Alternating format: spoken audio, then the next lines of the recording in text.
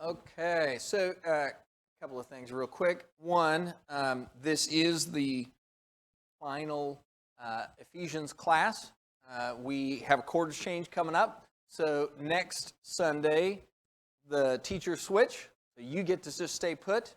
We will switch, and there will be this class will then begin Hebrews. And one of the primary differences is that we've had two separate classes going on Sundays and Wednesdays. So Sundays has been Ephesians, and then Wednesdays has been Jesus and Genesis. Anybody needs a worksheet, just raise your hand. And Hebrews is instead Hebrews both Sunday and Wednesday.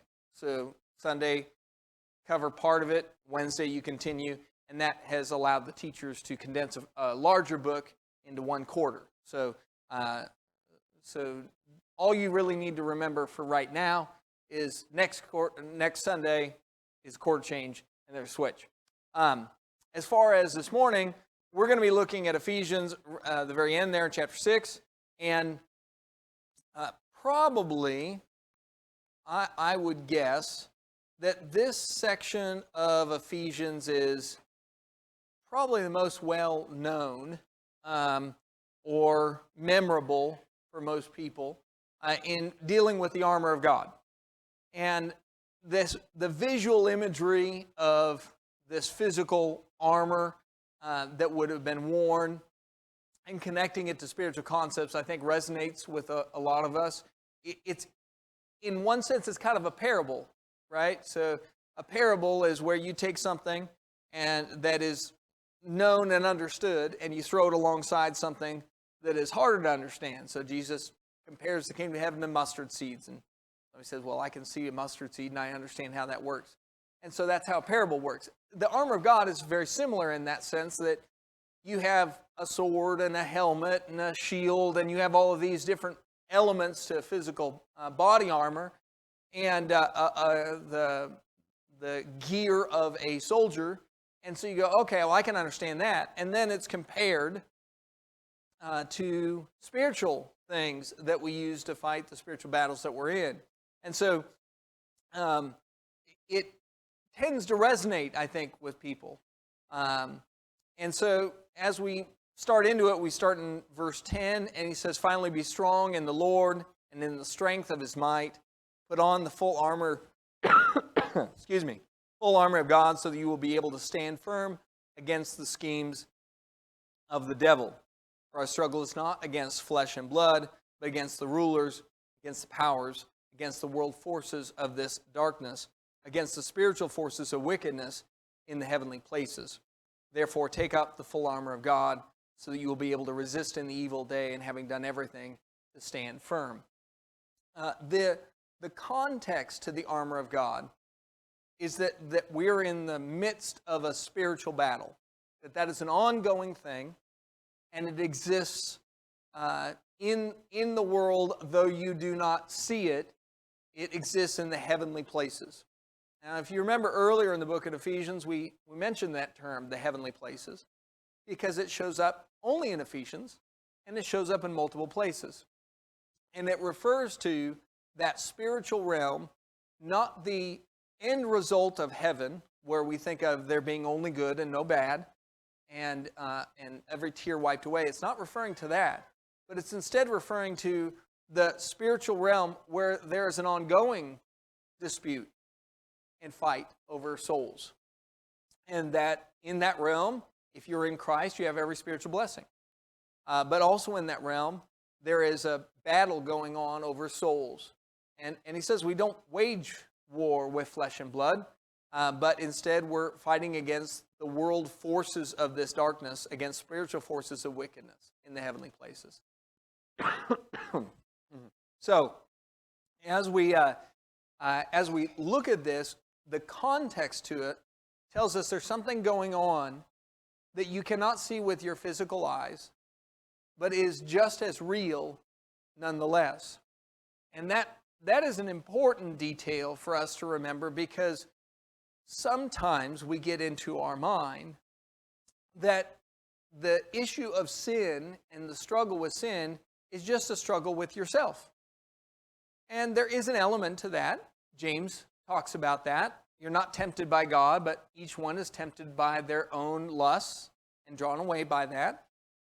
Thank you. Um, and so, okay, I will take you up on one of those. You know, I was fine, and then I started talking. And so there's one element to sin, that the struggle over sin is an internal one. Right? It's just me fighting me and my worst temptations and desires, the darkest parts of myself. But we forget it's not just fighting me. The devil's in there as well, right? So you can have all the right intentions, all the right desires. You can be in the right headspace and saying, I'm going to serve the Lord and Him only, and I want to do what's right. And you're running the race. But if the race was just you, you'd be fine. It turns out the devil's throwing stuff on the course all the time. Right? There's stumbling blocks, and he's a roaring lion seeking who he can devour, and it's a battle. And we see those sorts of things happening throughout the Bible. Paul would want to go preach places, and he would say, Satan has hindered me, or he was given a thorn in the flesh.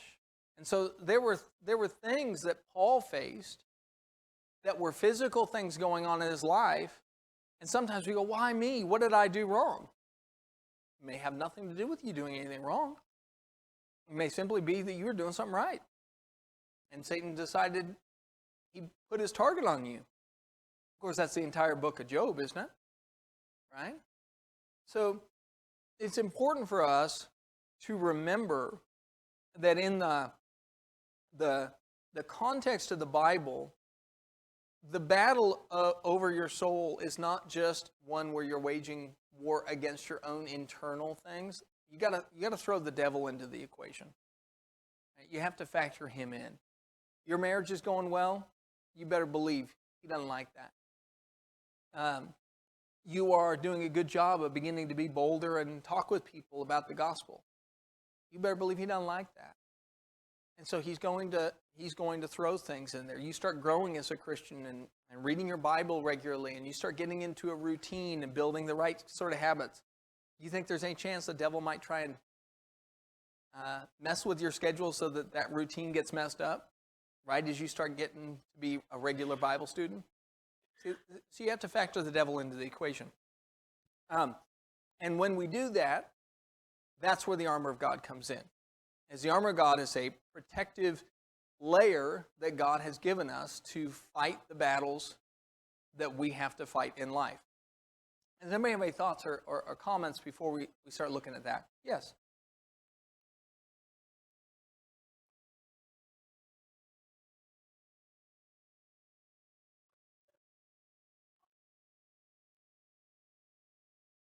Mm-hmm. Yep.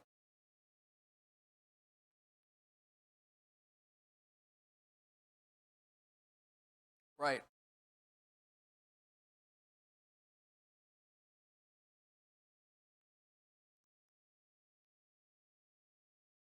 Yeah.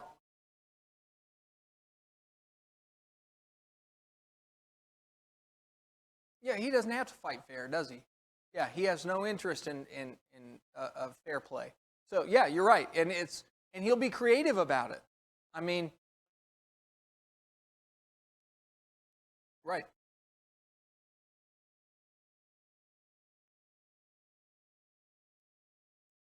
Yeah, yeah, absolutely. So we have to factor in his imaginative nature and his willingness to be creative in that process, because you're right. I mean, he's got his Acme bag of tricks to work on you. Yeah.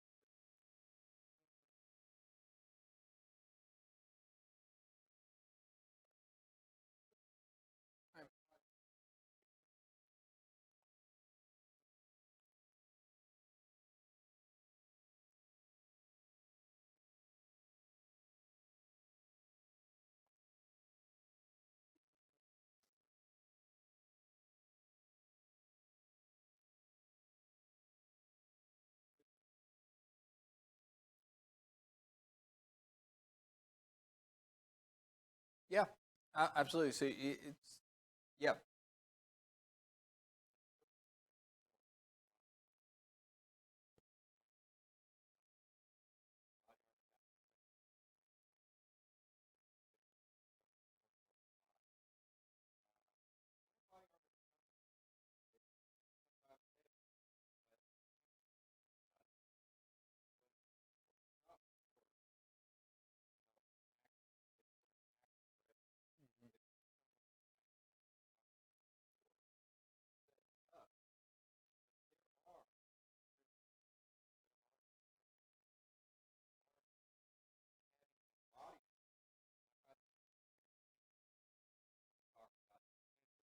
Mm.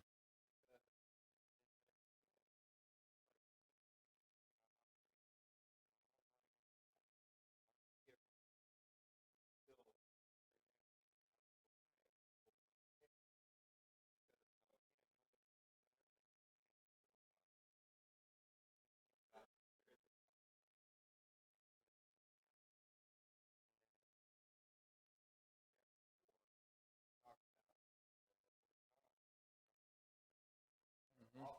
Yep.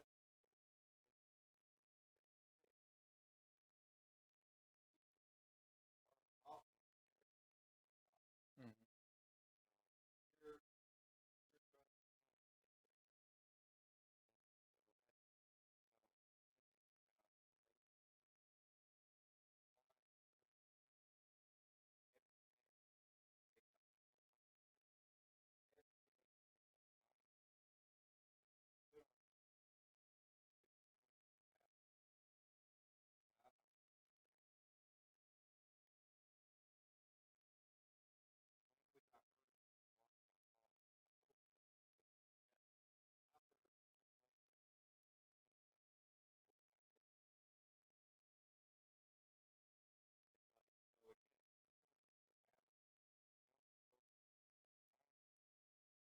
Right. Yeah. Yeah. Well, Ron and I were talking before class just about the Ukraine, and both of us have reached a point we can't turn on the news, just best not to watch it. But you imagine if you were somebody living in the Ukraine right now and you need to do your grocery shopping, which they still do. Like, we don't think about that, but in war zones, people still have to go grocery shopping. They still have to do things like that. Would you go grocery shopping different if you lived in the Ukraine than if you lived in Louisville? Of course you would, right? Because you would be in the middle of a war zone. You'd have your head on a swivel. You'd be thinking about what's going on, and you'd be aware. That's what we're told. You're in a spiritual war zone, and you're bombarded with it everywhere. And whether it be in the schools or in the media or just in the grocery store, you look at the magazines in the racks and your coworkers and even the very people that you're trying to help sometimes can hang you up, right? Because the struggle isn't against flesh and blood. It's not against people. We're trying to save people, right? We're in the people business as Christians. But we also very much see where, the habits that some people have can become your habits before you know it. So you have to think of it in terms of, I'm living in a war zone. This isn't heaven yet. And so this imagery is fairly brutal in that sense. Here's a picture, and I'll use a variety of different pictures as we go through, of a Roman soldier wearing a variety of the gear. And so as you go through, stand therefore having fastened on the belt of truth, having put on the breastplate of righteousness, and as shoes for your feet, having put on the readiness given by the gospel of peace. In all circumstances, take up the shield of faith, with which you can extinguish all the flaming darts of the evil one, and take the helmet of salvation and the sword of the Spirit, which is the word of God. The beginning of this passage starts with the word stand, that you would endure or withstand with courage, is what that Greek word means. It means to hold yourself fast to your position. And that was something that would have resonated in the mind of people who were familiar with the Roman soldiers. Roman soldiers, and I just quoted straight from Wikipedia, but I checked a couple other sources, but yes, this is actually right. So you don't always take Wikipedia, but this one is. They had different regiments, and they were increasingly more heavily armored. And so what would happen is you would go through it, and as they were fighting, if the first layer was attacked and were attacking and they failed to break through, they just send another wave. And that was with a stronger armament. And if that one failed to break through, then they'd send the next wave that was an even harder and stronger armament. These, by the way, typically were associated with classes. The heavier armored tended to also be the people who were from wealthier families, and or were more seasoned and had earned their way to that position. But in the Roman philosophy of battle, retreat was really not part of the language. Yes, there were some times where that happened, but that was not really discussed as a battle strategy. It was move forward. And that was the way that they were designed. They were designed to stand your ground and then inch by inch take ground from the enemy. And it was a purposeful movement forward as a team. And so as we look at the armor of God, I want you to kind of have that in mind, is that this is imagery that would have meant an awful lot to the people of that time period, because this was their soldier at that time. This was their military. And the interesting thing about it was not necessarily the military that they all chose. The Roman soldier was a terror and a blessing to the whole world. Which is a really kind of weird way to think about it. See, when a city saw Roman soldiers come into it, for example, when Roman soldiers are in Israel and Jerusalem, how did the average Israelite feel about the Roman soldier? They didn't like them, right? They're not friends. They wanted them gone. They had no positive sort of relationship there. And anybody who was in any way in agreement with the Roman government or supportive of it was considered the worst of worst. Hence, sinners and who's the other group? Tax collectors. Yeah. Right? They're associated with Rome. And so the idea of using a Roman soldier and their armor to depict what it means to be a Christian and armored as a Christian is actually a pretty shocking imagery for a Jewish person as Paul to use, because they wouldn't typically have a positive connotation with it. But I'll tell you one thing that everybody knew about Roman soldiers. These guys win. They win over and over and over and over again. They became the Roman Empire, and it was not an accident. It was using foot soldiers just like this. And when they showed up and they came and encircled your city, you knew, I mean, this is going to end one way. And so one aspect of this armor of God that we should keep in mind is that the Roman soldier was viewed as a kind of a terrifying implement of power. And so when Paul now says, you're to put that armor on, what's the implication for us? We win. That's right, we win. Yeah. Ben, did you have something? No. We have this ability to slowly gain ground, right? If we work as a team. Now, if the teamwork part breaks down, that's a whole nother animal, right? But if we work as a team, one of the great strengths of the Roman Empire was that they weaponized everybody fairly equally.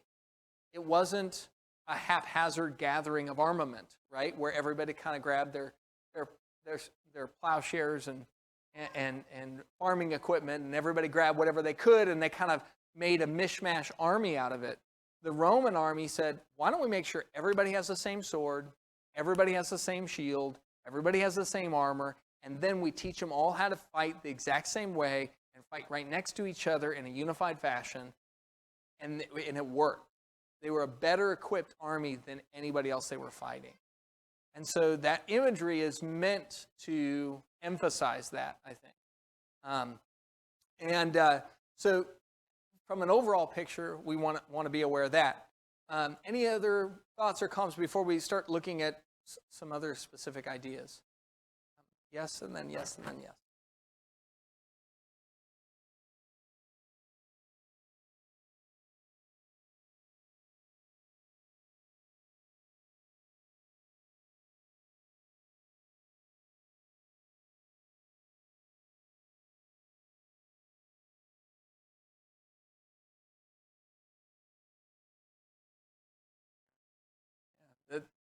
Just a good reminder by verbally saying it. Oh yeah, I am fighting somebody. Yeah.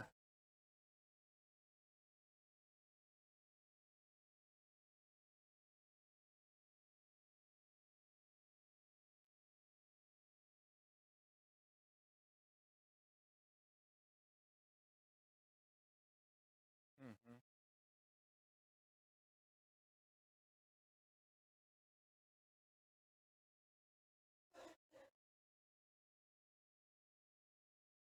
It's an excellent point. Yeah. Yeah, for those who aren't familiar, when Jesus uses the phrase, anybody who asks you to go 1 mile, you go with them 2, it is most likely a reference to the fact that Roman soldiers could ask you to go 1 mile and compel you to do that. And Jesus says, you don't just go the 1 mile, you go an extra one. But yeah, you're right. They would have had a familiarity with carrying this stuff around because they would have been compelled to do so. Yeah. Mm-hmm. Yep.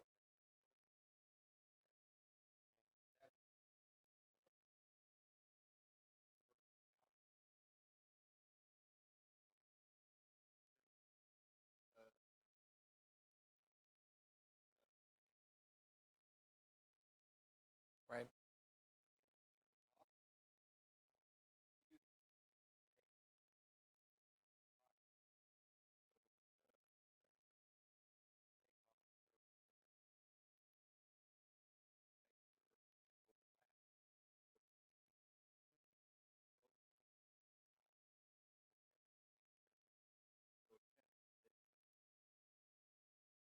Yeah.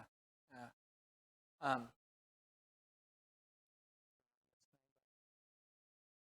So another aspect of it, when you look at the belt, and really what I'm trying to do is during this class maybe bring out some things that you wouldn't necessarily have grabbed on your own personal study. It's always a trick with covering material that a class is probably more familiar with than others, is trying to bring in some new thoughts that maybe you haven't considered. But here, when it talks about you're going to put on the belt of truth, or having girded your loins with truth, in the Roman armor, the belt was the personal mark of a soldier. It's interesting, Roman law, that particular style of belt, and you'll often see it where it was leather, but then it had these, it's called a beltia, and it has leather straps hanging down, was only allowed to be worn by Roman soldiers. In the same way that, how do we in America feel if somebody dresses up like a soldier but isn't actually a soldier? Right? What? Stolen valor, is that the terminology? Stolen valor, yeah. We don't feel okay with it, right? We have a problem with it. In the same way, Rome said, unless you're actually a soldier, you're not allowed to wear it. And so this was worn all the time. It wasn't just worn during battle time. It was something that marked them as a Roman military member at all times, even during their leisure time. And so when they would go through a city, even a city where there was peace, they would be known as a soldier. And there's an interesting aspect to us as Christians. What are we girding our loins with? What's our belt? For us, it's truth, right? So if we're people of truth, we care about what's true all the time. That makes us stand out in every circumstance. It's not even, it's something where you don't have to say, I'm a Christian. You don't have to walk around going, I'm a Christian. Do you all know I'm a Christian? People become interested and know you as a Christian because you are somebody who cares about truth. You're not going to lie. You're not going to steal. You're going to be honest and fair in your dealings with other human beings. You care about the right answer and not just the answer that is most convenient to you. The psalmist referred to it as one who swears to his own hurt and keeps that promise, right? Maybe I make a promise to do something and then later on I figure out that was a bad choice. You hang in there with it. So one aspect to it is that element of their armor that was not just armor but just a mark of a soldier was the belt, and for us it's compared to truth. I think that there's some connections there that can be made. Another is the weapons Paul didn't mention says a lot about what type of combat we're in. The armor that is described does not involve a spear. It doesn't involve a horse, as you mentioned. We don't have cavalry or a chariot or anything like this. This is close combat wear.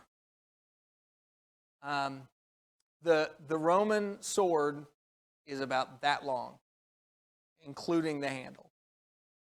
It is meant for close combat. It's not some like Viking long sword where you double hand it and you keep them at a distance. It's nothing like that. This is close combat. It's bloody, it's messy, and it's meant to be right where you can see the whites of the eyes of the enemy. And it's the armor that is described is frontline soldier armor. And I think that that's important for us to remember too. This is not, nowhere in Paul's description of the armor a Christian wears is, I put a check in the plate and went about my business. It is not long distance Christianity.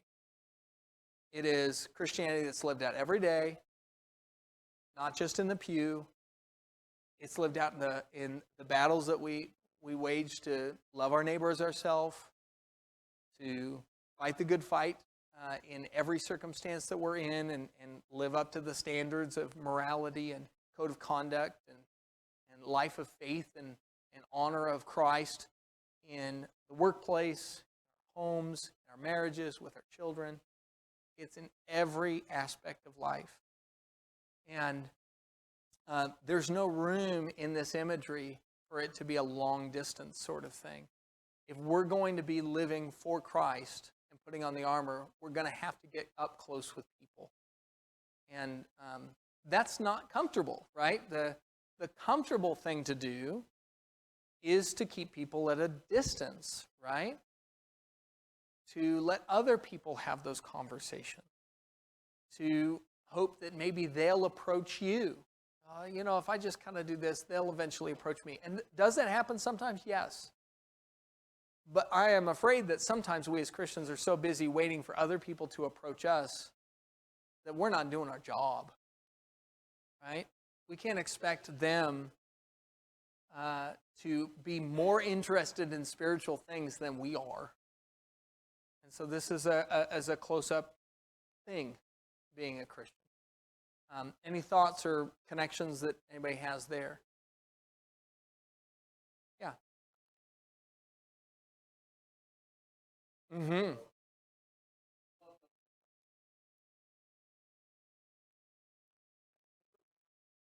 Mm-hmm. Yes. Correct.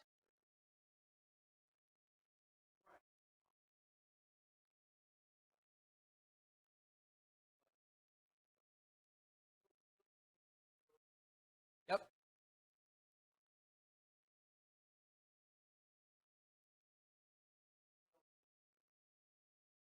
Right. And that is a great point, because we're up close, but the devil doesn't play by the same rules, does he? Yeah, he'll shoot something from a distance, which then kind of brings us to our next one, which is another kind of interlocking mechanism. of them. Yeah, yeah.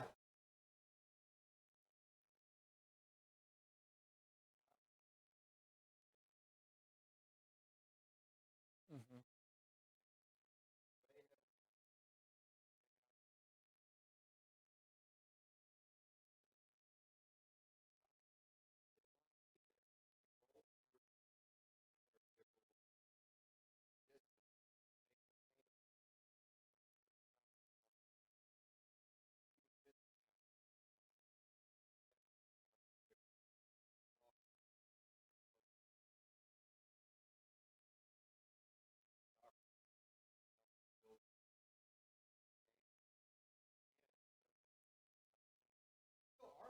Right.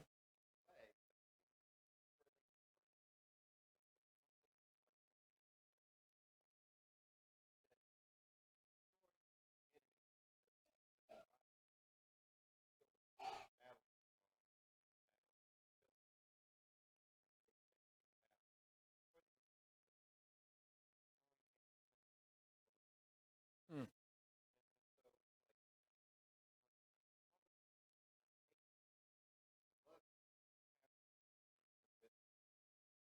Interesting. Right. We're different, but we're not your enemy. Yeah. You have to, yeah.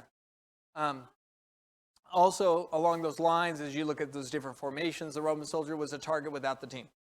Right? That's just the reality of it. A Roman soldier on their own was an immediate target. But when they're a team, when they're united together, this works. And all of this is implied in the imagery used of the Roman soldier, right? This statement of standing firm. A person of that time period would not look at stand firm as one Roman soldier standing there all by himself. They would see a phalanx of it. They would see a formation. And so here, again, you go down to verse 14, stand firm, therefore, having girded your loins with truth, and having put on the breastplate of righteousness, and having shod your feet with the preparation of the gospel of peace, in addition, all taking up the shield of faith, with which you'll be able to extinguish all the flaming arrows of the evil one. This armor, you start out, you've got the belt, you put that on, and that kind of keeps everything together. You put the breastplate on, that protects only you. You put the shoes on, and that keeps you in place. Well, why do you need to stand in place? Well, the very next thing you grab is the shield. And what's the purpose of the shield? It's not just to protect you.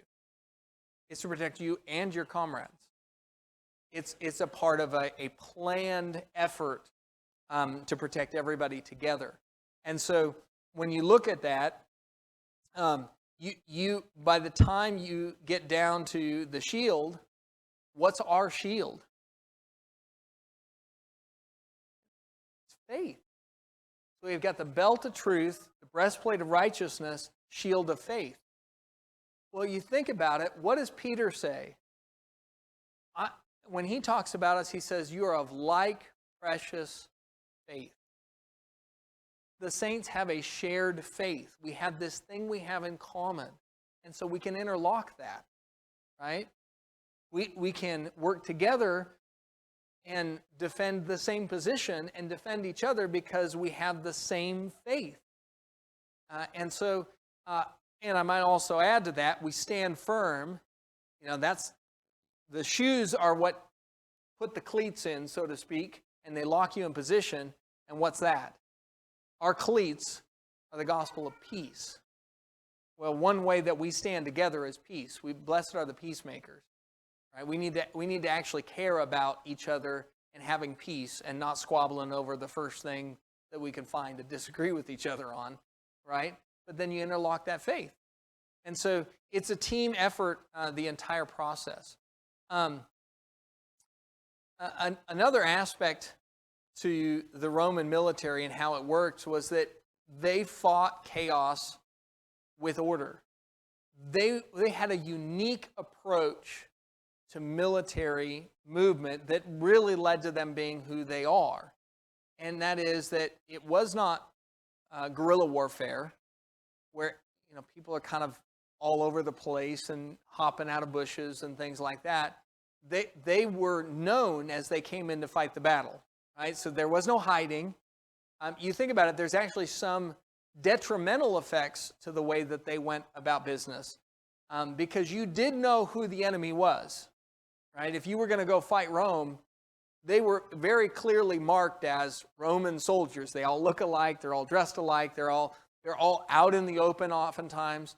So there is a certain aspect of vulnerability in that. But that vulnerability was made up for by the orderly nature of how they marched. They had a laser-like focus on what they were there for and what they were doing. And each soldier understood that he was a part of a larger mechanism. And, one aspect of the armor that we're told is that you're to take on the helmet of salvation. The helmet's what protects the head, right? The most vital part of you. I mean, you can take a lot of hits to a lot of parts of your body, but the noggin needs to stay safe. That's the technical term for it, noggin, right? Okay, just check. But for us, the vital thing you have to protect, what protects it? It's a helmet, salvation. How is that the thing that protects us in the most vital way?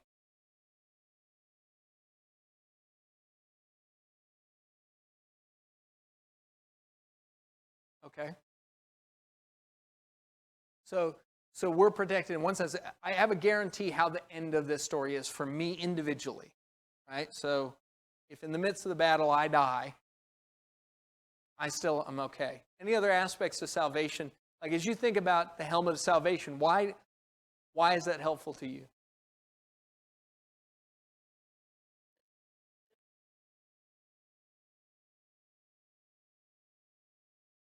Well, it is your guarantee. It's also front and center all the time at what it's all about, right?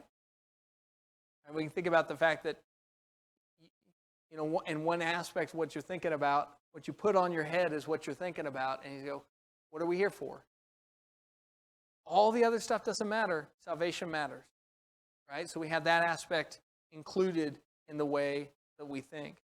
And so as we look at the way that this armor is geared, it's geared towards us being people who take a chaotic world and with the order of Christ and his system, his discipline, end up fighting a good fight and taking ground over, right? Because every single, once again, we win the battle inch by inch, or in our case, soul by soul, right? Every single soul that is taken back out of the clutches of the devil is a win, right? And so that's the battle we're fighting for, and we stand firm and we fight together, right? One of the reasons that I think it's one of the more effective ways to reach the lost is, when you invite them to services. Like that's been a classic way to evangelize, right? Is just invite somebody to services. Do you know why that's one of the most effective methods? Our home turf, right? Because you might have a light connection with somebody when they first come in, but they come in the door and there's a whole family that somebody else you can help make that connection with, right? We stand, and as a team, we make that sort of impact. And it's also effective in protecting us against the schemes of the devil. We gather together as a team, as a family, and we're stronger because of it. We're just about at time here. Does anybody have any other thoughts or questions? Yes?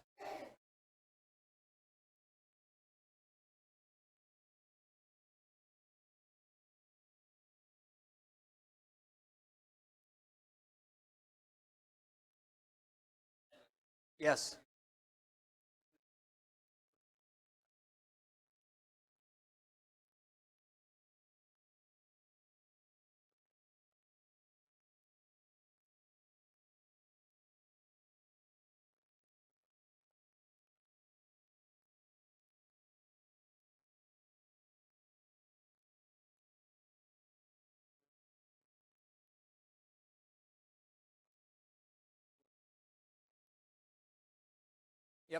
Yep. And so as we finish up, we'll finish up there.